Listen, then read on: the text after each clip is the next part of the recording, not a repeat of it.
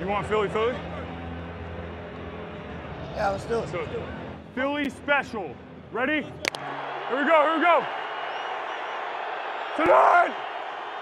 Easy! Kill! Lane!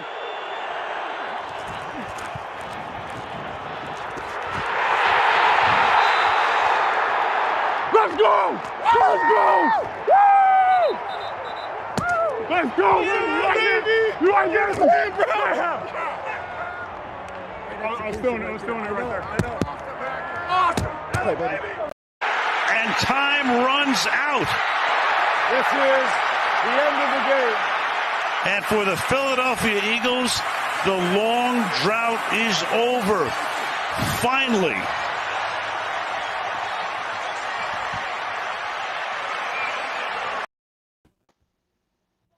Well, good evening, everybody, and welcome to another fine edition of the Philly Podcast, presented by SixPackCoverage.com, La Terrain Watches, and of course, as always, themonkeysuncle.net.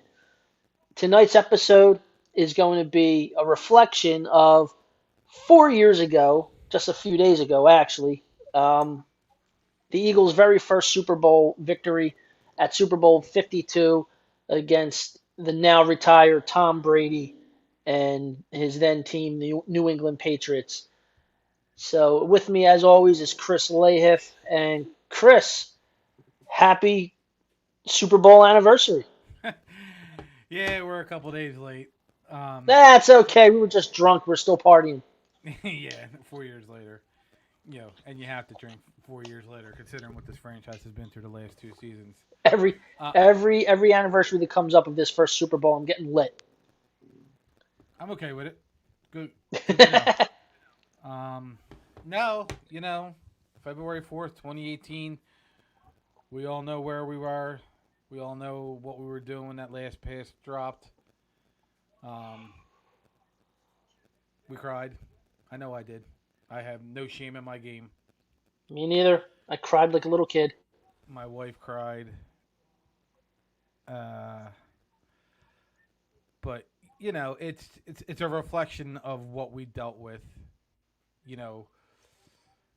for 51 seasons of you don't have a ring, you're not on our page, you're not this, you're not that. Come talk to us when you have a ring. Well, we have a ring. So now, and we're the last NFC East team to have a ring. And we're the last team to beat Tom Brady in the Super Bowl. So, and by the way, Tom Brady's record against, I think it was like Dallas and Minnesota, maybe, is like 16-0 combined. It's bananas. Oh, and he's 33. The dude was just crazy. And he was 33 and 3 versus Buffalo. What? That's insane. And people want to debate whether he's a GOAT or not. Get out of here. Stop it. But here we are. People are going to. I'm sorry. Go ahead. Here we are, 4 years later. Reminiscing and living in the past, which we can. All the other fan bases do. Regardless of what a certain fan base says, is we're not a poverty franchise. We're actually the most successful franchise since the year 2000. And you can say what you want, but NFL championships count. You just going to take away Green Bay's? Oh, they're 13? Because your argument is it doesn't fit your agenda? No. You're a moron. Your fan base is stupid. We know what fan base I'm talking about. I'm not going to bring them up. But, we're here to talk about and reminisce about the plays of Super Bowl 52. And with that, we're going to go to, this is when you knew, I don't know if you knew, I knew, we weren't losing. Please welcome the NFC champion, Philadelphia Eagles. Hold on, wait a minute. Y'all thought I was finished? When I would've asked them more, y'all thought it was winning. Flexing on it, some like Papa on the spinach. Double M, yeah, that's my T-Rose, the captain, I'm lieutenant. I'm the type of can of men casting, grind like I'm broke. That Lambo, my she'll ride like my ghost. I'm riding around my city with my hand on my toes, cause these I gotta make it back home. Yeah, we weren't losing that day. See, I wasn't there yet. I was literally going in my head. I'm sitting at the bar with my father, and it was only us and like 10 other people at the Italian club around the corner. But I'm sitting there and I'm like, oh my God, I remember getting this hyped up in '04. I was like, and look who we're playing. I was like, I couldn't get hype. I mean, I got hype, but I didn't have that we're going to win this feeling until I would say it was a little after halftime. It was a little after, actually, it was not after halftime. I'm sorry. It was literally after like the Philly special. I was like, okay, I think that because I really felt that turned the tide at that point, and I was like, okay, this is it. I think we're going to win. Um, that whole Sunday leading up to the game. So, funny story. Son plays indoor soccer played it for years. His game was scheduled at 3:00. So I went to his coach, who I'm really good friends with, who happens to be a Dallas fan. And I said, what time's the game on Saturday? He said 3:00. I said, well, Chase won't be there. He's like, well, you're like the fourth or fifth kid who's not going to be there. Then I guess we're forfeiting. I got Ben in my background. I do. We haven't changed it. And then Darth Pooh is actually whose house I was at because he lives in Mayfair. But I told him, I was like, well, I said, a loss is a loss. I don't know what to tell you. So he's like, so then, after like discussing with everyone, he's like, we have a game at 8 a.m. Are you okay with that? I'm like, absolutely. I was like, I'm going to be drinking at 3:00, maybe 4. And he's like, all right. He's like, well, let me see what I can do. 8 a.m. Super Bowl Sunday. I was up at 7 o'clock at Wawa getting a coffee, and it was free, which I didn't know. I was like, well, damn, I should have got like 6. They were giving out free coffee for, the Eagles. So I was all right, cool. Works for me. And then, the rest is history. One of the worst halftime shows ever, Justin Timberlake. Freddie Mitchell looked confused with that kid that was next to him with it was an awkward Super Bowl. And I just want to let parents know. You're going to be exposed Sunday. I'm just going to let you know. I hope none of you have the holier than thou. I was a great kid growing up. Because when they hear you sing the song to Ain't Nothing But a G thing, they're going to bleep it out. You're probably not. Just don't record yourself. You're going to get canceled. You can't sing that song. Okay? And the other songs. You can't sing the song by Eminem. Just let the music flow from the TV. Don't get yourself canceled. Have fun. See, it's this halftime show is actually like part of me is glad that I don't have kids and I'm not going to have kids, but then another part of me is like I really wish I had kids so they could see their dad go blitz shit crazy and his inner thug is going to come out and they're going to be like, "Who are you?" and I'm going to embarrass the hell out of you kids.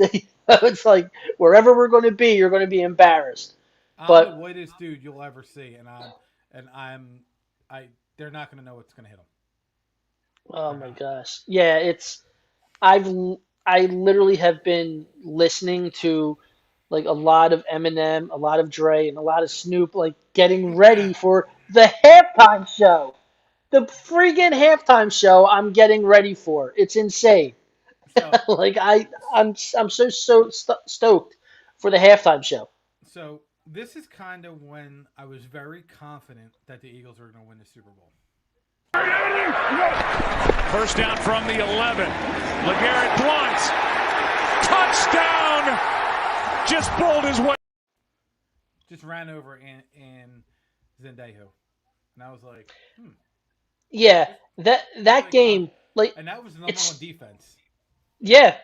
I mean, like so with that game, like we were out watching it at a some bar up her way around the East Norton area, and we're watching it, And I thought, my God, Minnesota just scored like so easily on that opening drive, and well, it's probably not going to do him during this show, but God, I hope he but does. he'll be feeling nice and good when he gets out there. Um, but as soon as like you're right, as soon as like Garrett Blount ran for that touchdown, I was like, okay, that's a statement. And then they just never looked back. And Yeah, I remember so looking at. good. Go ahead. Oh, okay. No, Well, I remember looking at Liz, and it was after that touchdown. I looked at her, so we're going to the Super Bowl. She said it's one touchdown. I was like, we're going to the Super Bowl. no, you don't understand. That Patrick Robinson interception changed the entire impact of that game. Because you Yeah. got all right. So Atlanta game, I was over in Mayfair. NFC Championship game, like it was my wife, Darth Pooh, and my buddy Jeremy. That was it.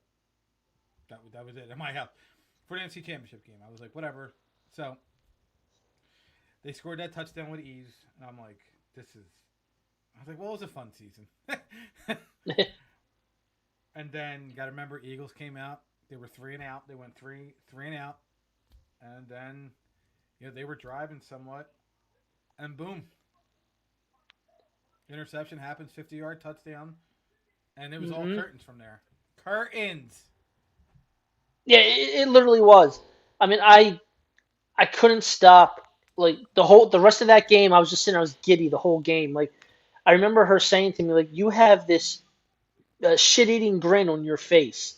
I was like, and I just was because we're going to the goddamn Super Bowl. Like I just kept saying it the entire game. I was like, "We're going to the Super Bowl. We're going to the Super Bowl," and uh, that was just amazing. Yeah, And and she, when we go were ahead. planning, what we were doing for the Super Bowl, I was like, listen, I don't care if we want to go to the Wellington, that's fine. I was like, if we're gonna go, if you guys are gonna sit there and do whatever you want, I'm like, I have no problem sitting in the house by myself watching this game, Right. and everyone is.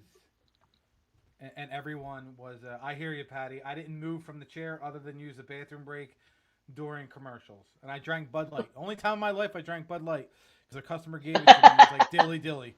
Guess what? Dilly dilly, and I drank like a fish. Leading up to the Super Bowl, like the entire playoffs, like that was like my thing. Like every time someone says something, dilly dilly. That's all I kept saying. Because those Bud Light commercials just had me feeling like, okay, this is something cool. This is something special. I'm running with it. This is going to be great. Well, I think it's great that they made a commercial for both teams, and then the Oh one, yeah, it was awesome. and then the night was like, well, you lost your sire like Carson Wentz, and we thought you were all down and out, but you clearly weren't. But Your sire. yes, so and I'm like, I don't care. I was like, if we watch it at your house, we got to watch it exactly where everyone sat during the Atlanta game. Plain and simple. If Yeah. not, I was like, oh, and the kids, if you don't care if I'm cursing, that's fine. If you don't want me there because of my cursing, I won't come over. And they were like, no, you're fuzzy. You've met all our kids. You've said a lot worse. So, you know, and then, and then I'm going to curse right now and then I actually put this out on my, on whatchamacallit, on, what my Facebook post is what the fuck just happened and this. Here we go. This could decide the game. 4th and goal. And they're going to snap it, and it's Trey Burton who throws caught. Foles, touchdown. How do you figure? What? Dude, I saw him when I saw Trey Burton get the ball. I looked and I just remember like elbowing my father, and I was like, Foles, and he's looking. What do you mean Foles? And he threw the ball, and when he caught it, my dad looked at me and he started laughing / crying at the same time. Like my dad had this funny way of like cry laughing when he was like super excited and getting emotional. And I looked at him, I was like, and I remember joking him, calling him a big P word, and stop it, you big P. And I said, game's not over yet. And he started laughing even more. But when I saw that play developing, I couldn't believe it. I thought, are we really going to see this? And the ball's just floating there in the air, and boom, right there. He catches it. I couldn't believe it. I couldn't believe it. I was literally sitting on the couch like, what the hell just happened? And like they're all looking at me like Foles just got a touchdown. I'm like, no, he didn't. No, he didn't. You're lying. That shit doesn't happen. And the fact that it was the 10th play. You don't want to make it number one. That's fine, but it should have been top 5. It was 4th and goal. It was from the 1. It was the Super Bowl, and it was the end of the first half. There's no reason that it shouldn't have been in the top 5, but that's neither here nor there. And then, I really think the unsung hero of the playoffs, I showed it to him earlier against Minnesota, was this guy. Look at his touchdown here. Minnesota. Blunt is in the backfield. LeGarrette Blunt swings to the outside, inside the 10. Blunt to the end zone. Behind a Selleck block. Yeah, I mean, that was the whole thing. Like, he really was. LeGarrette Blount was a huge part of that playoff run, and it was just awesome.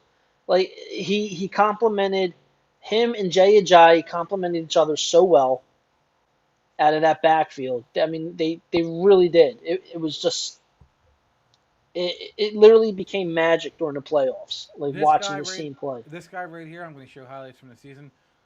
If it wasn't for Foles, probably would have won the Super Bowl MVP. Overly aggressive, gets hit with the swing route right there. They're going to try and pick inside. Didn't have to, but you could tell that Richards felt like with that possible pick coming, he had to loop underneath, and that's what created the opening out there for Clement. Harmon could not make the... Picked up the system quickly. They were looking at it from a long-term view. It doesn't matter who's running it. It's been effective. Corey Clement into Denver territory. And a flag down late. How does he get away from all these free rushers and make throws like that? 2nd and 2 from the 11-yard line. Through the middle with a gaping hole into the end zone goes Corey Clement for the touchdown. Starts and it carries over. They're 7-1. Play action. Wentz underneath. Clement. Corey Clement takes it all the way. Touchdown Eagles. 2nd and 10 for Philadelphia. So, he had 100 yards receiving in that game and a touchdown. I have his catch, but we'll do that later. But, he was so overrated. Well, yeah, I mean, he was, but you know what? That season, there was something about him. It clicked. Like, the whole thing clicked. I mean, I honestly thought that entire season after watching him and then his receiving performance in the Super Bowl, I really thought that, maybe they were onto something with him. Like, maybe he may have been a lot better than what he eventually turned out to be. But, I mean, hey, look, we're talking about the Super Bowl season, and he was a major part of it. And he was huge in that backfield. He really was. And I'm not a big Corey Clement fan, but he was awesome. You okay there? You look like you're getting a sign from God. I don't know. My kids are fighting. I was like, okay, is he going to suddenly evaporate into thin air? Yeah, I apologize. So you had Corey Clement, and this is a Super Bowl show. Little distractions here and there. I apologize. Probably should have invited Pat on because he's a Patriots fan, but I'm not ready to deal with his negativity still, because he'll still say this wasn't a catch. That line does a good job. The pass into the end zone, and it is Corey Clement. Yes, touchdown.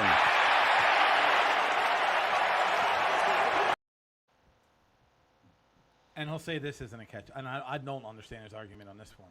Zach Ertz out wide, one-on-one. Clement flares out to the right, caught over the middle and into the end zone. Zach Ertz for the touchdown. And again, all you can think back to now is the Jesse James play with Pittsburgh. Does he? See, and that's what made that play so controversial too. Was just a few weeks before that, Pittsburgh's tight end Jesse James had a very similar play where it got called back. I mean, because that was at the point where I threw my hands up in the air and I was like, "What the hell's a catch? What is a catch?" You know, I mean, it's like we all saw it clearly. He made 2 steps. He made a football move going forward. He went into the air. The ball crosses the plane while he's in the air. He comes down. The ball bounces out, but then he regains control.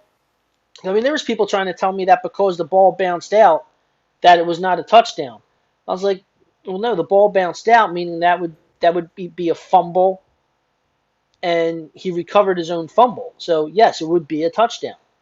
Like there were so many people trying to come up with so many different ways to try and discredit or say that was not a touchdown. And of course, everyone goes back to, oh, well, look at the Jesse James play. I don't care. I don't care about Jesse James. Right. I don't. Like, he's not in the Super Bowl.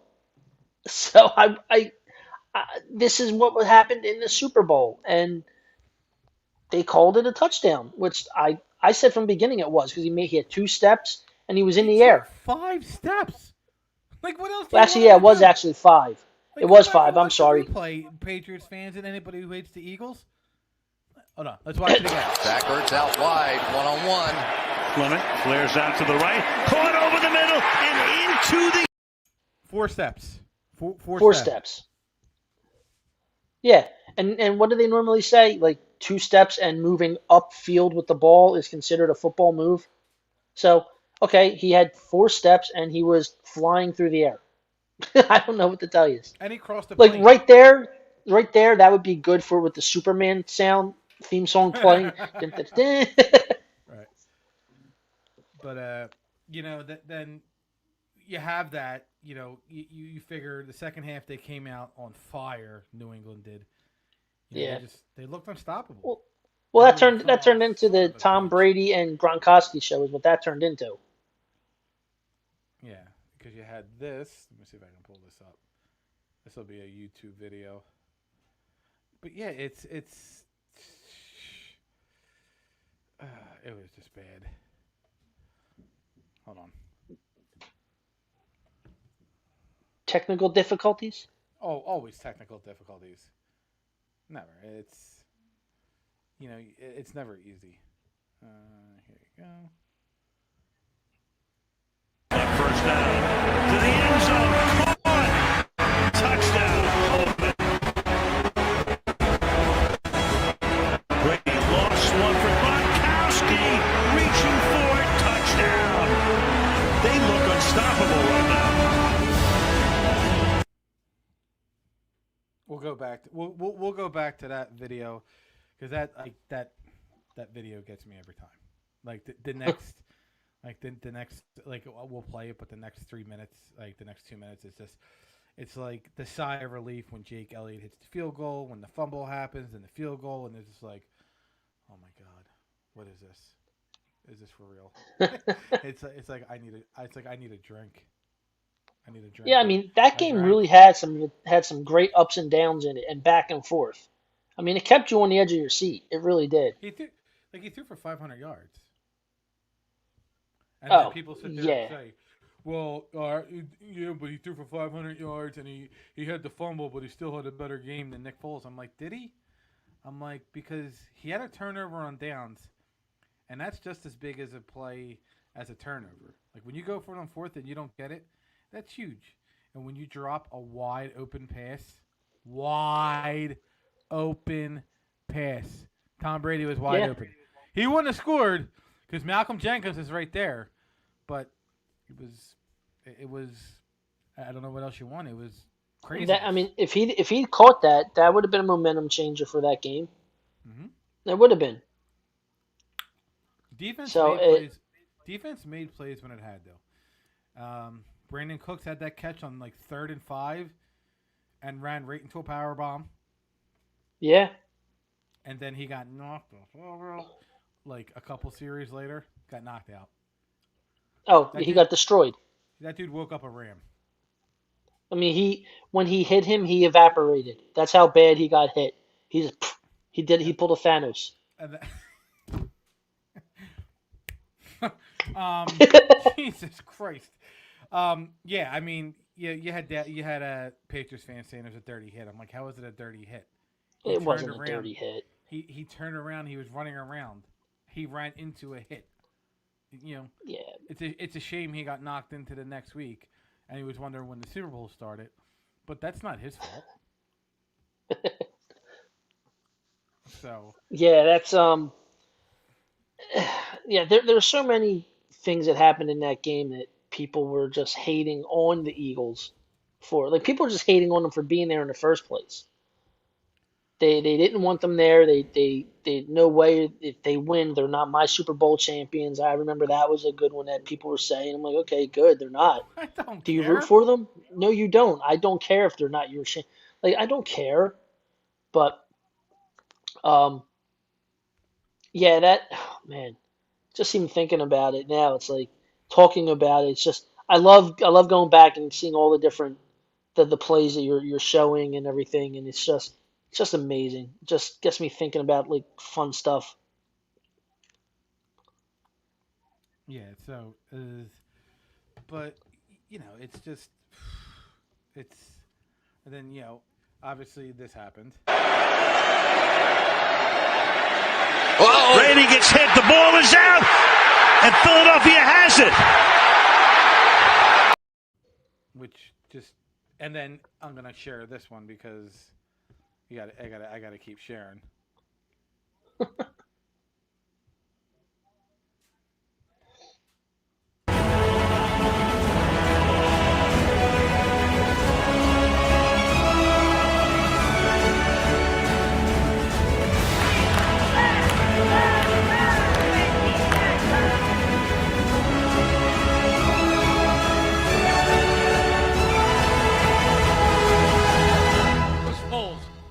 Slant. Touchdown. All right, so that was not the one I wanted to share, but listen, the music is what makes it so much better. I mean, I'm gonna be playing this whole thing for the rest of the show, but you saw how nervous everybody was, and then Zach Ertz makes that catch on one-on-one coverage. It was a slant, yes, he did. and Collinsworth called it right away. He did. And which I give him credit for that. And he wasn't too happy that not that he wasn't too happy, but he wasn't thrilled that the pass felt incomplete at the end of the game. It seemed like he wanted a 2-point conversion attempt. Yeah, I did not want that shit. Nope. I saw it the year before. I don't want to see that shit again. I think Collinsworth just wanted the flair for the dramatics. Right. It's coming down to the Hail Mary. I mean, I think that's what he wanted, because a lot of people, like you bring that up, a lot of people had some negative things to say about Collinsworth for that specific play, because people caught on to his tone with that play, and they're like, oh, he didn't want the Eagles to win. He's a Patriots guy. I'm like, no, that's not the case. He's a broadcaster. He's trying to engage you, and he was basically trying to will the 2-point conversion, like you said. He wanted. It's the Super Bowl. I mean, it's one of the reasons I don't like Collinsworth, but I know he gets a lot of flack, but I love Joe Buck. He's got his moments. Like when the Phillies won the World Series, Brad Litt struck out Eric Hinsky, and he went, Philadelphia, world champions, and that was it. Yeah, and that's Phillies, world champions. And there was nothing else, and it was, he didn't want to, he almost like, as crazy as it's about to sound, it's almost like he didn't want to upstage Harry Cowles, even though Harry Cowles did radio. You can only imagine what the Harry Cowles. He could only imagine what the Harry Cowles call is going to be. We all know the Harry Cowles call. We all know what's his name, how he reacted. Like we know. Like, and I feel like that's where Collinsworth should have been like, and Al Michaels should have been like, Eagles Super Bowl champions. Not that this drought is over, which fine, whatever. But it's just there was this. It was just a tone. It was a very monotone, plain tone voice, where they were like, "I want overtime." No. Well, I think I think it was that monotone voice, that plain voice, because I think even for them, a part of them was like, God damn, the Philadelphia Eagles just won the Super Bowl. And I don't think anyone really, well, no one gave them a chance. They were the underdogs. That was the big thing They were with the underdogs stupid for masks and everything. So there was 3 straight games. I would have wore that goddamn mask if I had one. Instead, I had my my Rey Mysterio mask. I wore. that's fine. Mask is a mask. But I mean, it that's what it came down to, though. It was they were like, oh, Eagles win. Like, holy crap, the Eagles win. So I didn't think anything bad about how he said it or how it came across because you could tell he wanted more of the dramatics. He absolutely loved the Philly play. He thought that was amazing, and he said in the game, this could go down as one of the greatest plays in Super Bowl history. Well, here we are at the end of the game with the GOAT throwing a Hail Mary that made it into the end zone, literally almost could have been caught either way, but that could have upstaged the Philly. So I mean, it's like there's a lot of emotion and a lot of different feelings and mechanics rolling around at the end of that game.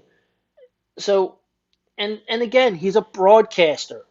He can't sit there and actually show favoritism.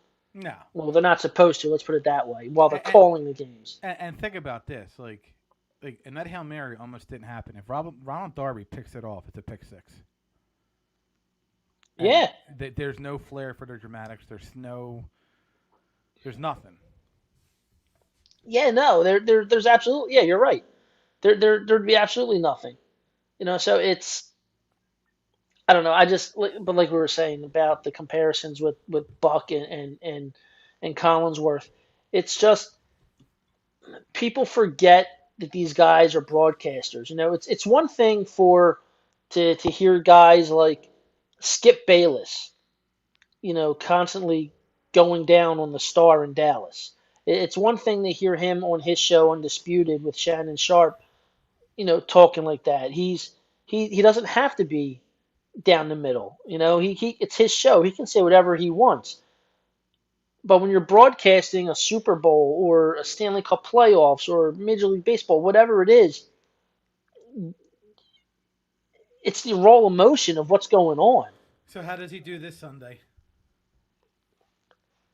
Oh, yeah, I'm sure his heart's with Cincinnati. I mean, hell, my heart's with Cincinnati because I feel for their fans. And you know what? And this has a very strong feel to Eagles. All right, It really does. Take away the Wentz injury. Joe Burrow's second year, Carson Wentz second year.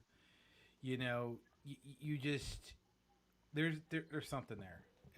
There really is. And you know what? And kudos to the Rams, but you weren't there for 3 or 4 years ago. You don't know what Cincinnati's been through. You don't know what Philadelphia has been through. You had your chance 30 years ago when you had Eric Dickerson and Jim Everett. This is Cincinnati's time. Your time will be next year, but this is Cincinnati's time. Yeah.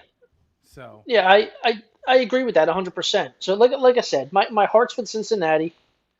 I would love to see them win. We'll talk. Like I said, what's that? We're going to talk about that on Wednesday. Yeah, I mean, I would absolutely love to see them win, but for their fan base, because like I just said, like with how long their drought's been and how the Eagles, never had one. Well, I mean, they don't have one either, but I mean, they were there before the Eagles were there, and they lost. So I feel for their fans, like they're looking for their first one as well.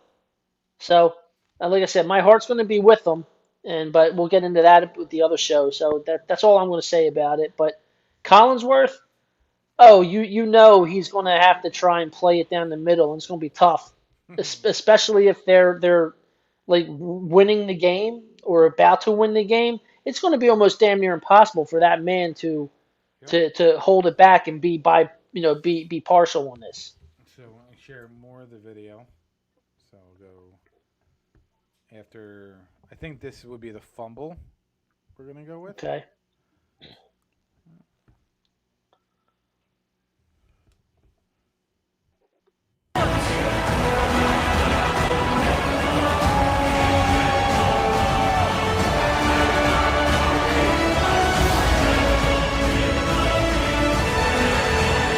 Brady gets hit. The ball is out, and Philadelphia has it. Oh, they're in that turnover we played for. Thank you, God.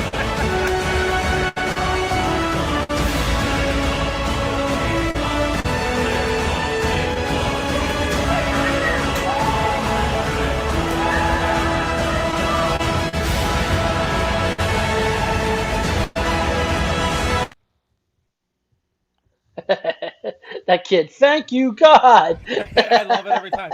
And you sit there and you just look at the reaction of when Jake Elliott hits that field goal to put them up by 8. You see, everyone hugging. You see the people in the stadium just walk up and put their arm around like this, and you're just like, oh, we're almost there. Oh yeah. Let the countdown begin. And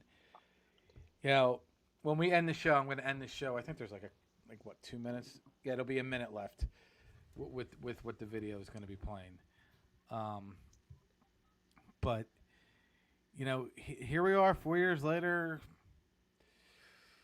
It was a fun ride. The new norm did not happen. No, it did not. But hey, it's Overly aggressive, gets hit. the new norm did not happen. It all went down the S hole. But Yeah, it was, Minnesota. Blonde. keep going. I'm sorry. oh, okay. Yeah, no, the new norm didn't happen, didn't continue on, but you know what? I'm okay with it. I'm okay with it. I mean, you have your ups and downs, and yeah, things went sideways after the Super Bowl, but I can say that we have one. And that's what is telling to me. It's yeah, we have one, and that's fine. Fourth championship overall, but in the Super Bowl era, we finally got that one. So, and like you said at the beginning, now we're at the table. We're no longer at the kids' table at Thanksgiving. Now we've moved up to the big people table in the dining room. We're not fighting with the little cousins throwing mashed potatoes and olives at each other and getting yelled at. So, so it's and I'm happy to say that. I just feel good to say that. No, and it was greatest night of my life. I went outside with 2 cans of Coors Light and did a stone cold toast. And if you remember, it rained all day and then it stopped. And Yep. then figure 2018 was 4 years ago. We had a 10-year-old, a 3-year-old, and an 8-year-old. That's just my kids. And I took them right down to Frankfurt and Common. And there was no malarkey. We had a bunch of kids with us. If you go on my Facebook page and you look at my not my profile picture, whatever other picture that is, the cover photo. Right. It's me and everybody I'm with from Nice. the house, and we Yeah. were all down there. I got it. It's it is what it is. And tomorrow is the anniversary of the parade. What a day that was. Oh my goodness. So I went to the parade. Funny Me too. story. I took off from work. I worked down in South Philly at the warehouse across the street from the link. And I was told, nobody can come down here. You can't park in here. Yeah, okay. I've been there 10 years. I'll piss on that wall if I want. Like, that's my warehouse. So I go down and pull up. They got the lot back at the lot. And I'm like, I work here. I'm like, I got out. I had my Jetro jacket on. I had my business card. And I'm like, here. And I'm like, all right, come on in. They moved everything out. What I'm leaving out is that there was about 9 people in my van. I'm like, yeah, I'm going to work. I got my business card. I had my buddy who was sitting next to me, Derek from Monkey's Uncle. He was in the passenger seat. I had a Jetro jacket for him, and then I had my wife, my kids, my sister-in-law, all them in the back. And, it's what we did. And then, we got there at like 8 o'clock. The parade was at 11. I went to a place called the Stadium Grill, which is next door. I went back, and I got drunk really, really quick. Like, woo! It was like shots of Tito's, shots of Jaeger, shots of what's the Crown Royal Apple. I did like 6 shots in an hour. I'm like, I gotta stop. And he was like, why? I said, because I want to remember to break. So I go. I get like a toxic egg and cheese sandwich. I wash that down with a chocolate milk, which just is as terrible as it sounds. It was terrible. After I just got done doing 6 shots in an hour. Yeah, Tito's vodka. What can go wrong? Crown Royal. What could go wrong?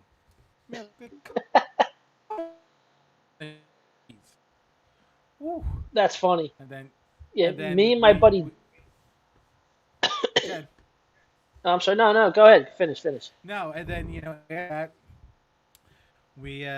we left because Derek had to take care of some stuff with his business, and we went to Dave and Buster's up in Franklin Mills, and sat down. I drank, and I watched Jason Kelsey's speech live.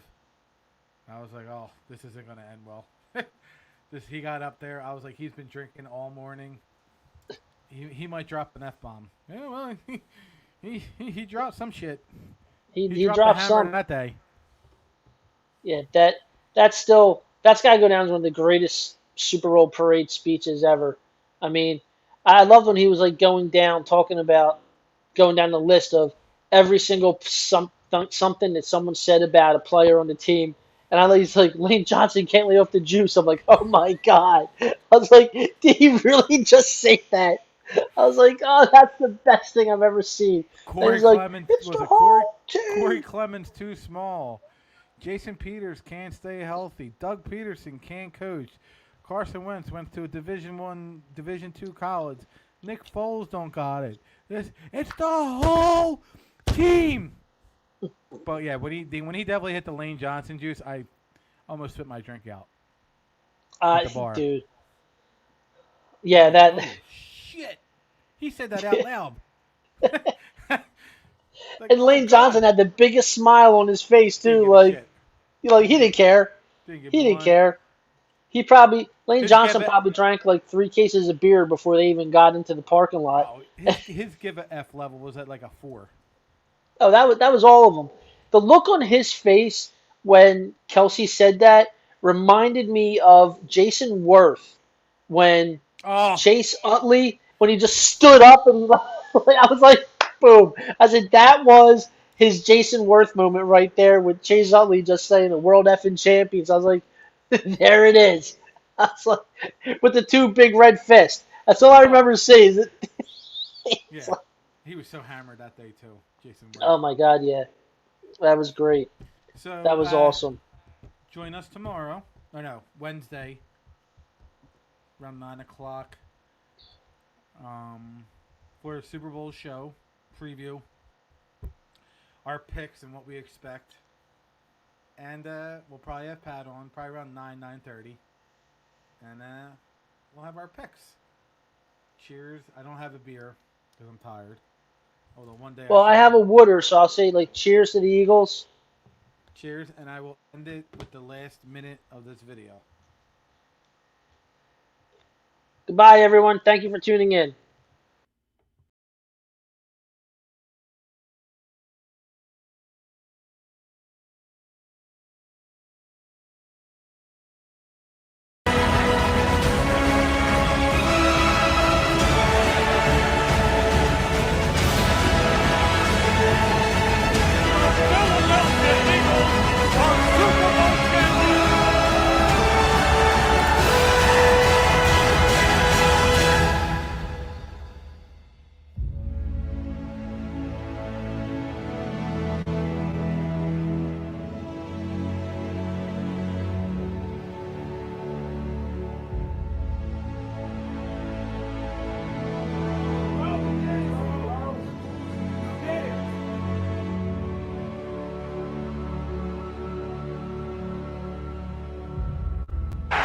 time runs out.